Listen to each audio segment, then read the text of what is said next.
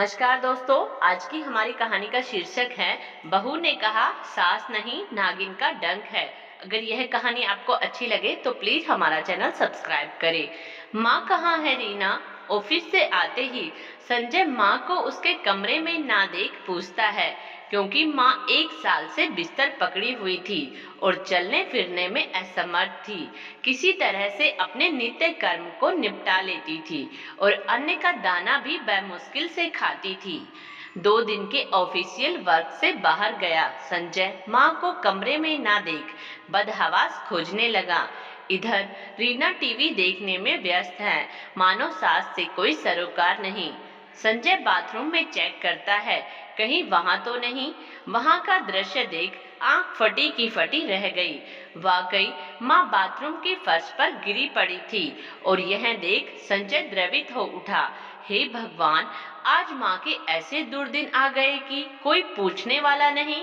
बेहोश माँ को किसी तरह वह व्हील चेयर पर बैठाकर ले आया कमरे तक। डॉक्टर आकर जांचता है, तब पता चला कि बीपी लो होने के चलते माँ को चक्कर आ गया था, जिस वजह से बेहोश हो गिर गई थी। रीना, तुम कैसी औरत हो, दया भाव है ही नहीं। इतनी निष्ठुर हो कि मेरी माँ बेहोश पड़ी हुई थी 1 दिन से और तुम मजे से टीवी देख रही हो। और बेशर्मी की हद तो देखो, जिस मकान में रह रही हो उसकी मालकिन मेरी माँ है, उसका बेटा तुम्हारा पति है। पति की माँ तुम्हारे लिए जन्मदात्री नहीं होती, लेकिन कर्मदात्री अवश्य है। खैर, भगवान की लाठी बेआवाज होती है, जब पड़ती है ना तब शोर नहीं करती, सीधे नर्क का द्वार खोल देती है। और मेरे दोनों बच्चे तुम्हारा हिसाब किताब करेंगे। आज से तुम्हारा हमारा पति पत्नी का रिश्ता खत्म। बड़ा आए रिश्ता खत्म करने वाले। आपकी माँ का कर्जा नहीं खाया है मैंने, ना इनकी नौकरानी हूँ। आप इनके लिए एक नर्स रख दीजिए। एक समय ये ही माँ जो अभी असहाय है, जब मैं नई नई बहू बनकर आई थी तब नाक को चने चबा कर रखा था। आए दिन किचकिच करती रहती, मेरे दोनों बच्चों को हाथ नहीं लगाती थी ना, उन्हें पकड़ती थी, बाथरूम का दरवाजा खोलकर नहाती थी ताकि दोनों पलंग पर से गिर ना जाए। होने के चलते बंटी बबलू को कितना जतन से पाला पोसा है ये मैं ही जानती हूँ। तुम्हारी नई लगी नौकरी के चलते तुम सुबह के गए रात के 10-11 बजे तक लौटते थे। ऐसे में क्या जानते तुम कि कैसे कैसे मैनेज करके घर काम करते हुए दोनों को पाला है। वैसे तुम्हारी मर्जी है, तुम रिश्ता निभाना चाहते हो तो निभाओ और अपनी माँ के लिए नर्स का भी प्रबंध कर कर्तव्यनिष्ठ पुत्र का भूमिका निभाओ। हमसे सास का सेवा ना होगा और ना इनके चोचले को बर्दाश्त कर सकती हूँ मैं। पलंग पर पड़े हुए भी गाली देने से बाज नहीं आती, खाली कोसती रहती है, कहती है तेरी कोख जल जाए, तू विधवा हो जाए।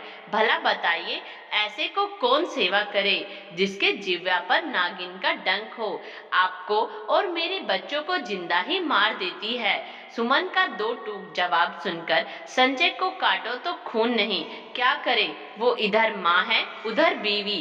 को अपनी बहू पर ममतावश प्रेम न्योछावर करना था, तब कड़क सास बनकर खुन्नस खाती रही। शायद बुढ़ापा का खौफ ना रहा, तभी तो आज नरक भोग रही है। अब तो अपना फर्ज निभाना ही है। 24 घंटे के लिए दूसरे दिन एक नर्स को रखा गया। सिक्के के दूसरे पहलू से अवगत संजय का मन कटुता से भर गया था माँ के प्रति। खैर, वो बीती बातें थी अतीत की, जिससे वो अनभिज्ञ था। लेकिन अभी माँ अपने ही बेटे और पोतों को कैसे श्राप दे सकती है? बहू भी तो किसी की माँ है, पत्नी है। शायद कहते हैं ना, बूढ़े हो जाते हैं जब पगलाया सठिया जाता है। लगता है माँ भी पगला गई है, तभी तो दिमाग काम नहीं कर रहा, उसकी बुद्धि क्षीण हो गई है, इसीलिए बहू उसको शत्रु दिखती है। लेकिन कुछ दिनों से माँ शांत थी। संजय ने नोटिस भी किया कि आजकल माँ बोलती नहीं है।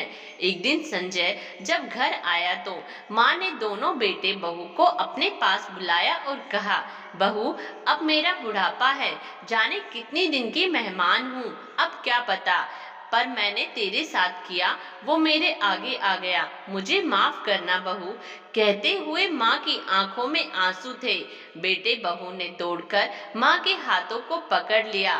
कहते हैं ना, बूढ़े लोगों का सर पे हाथ भगवान के आशीर्वाद से कम नहीं होता। ने अपनी सास को माफ कर दिया। वही कुछ दिनों की बहु सेवा से ही सास भी अब भगवान को प्यारी हो गई।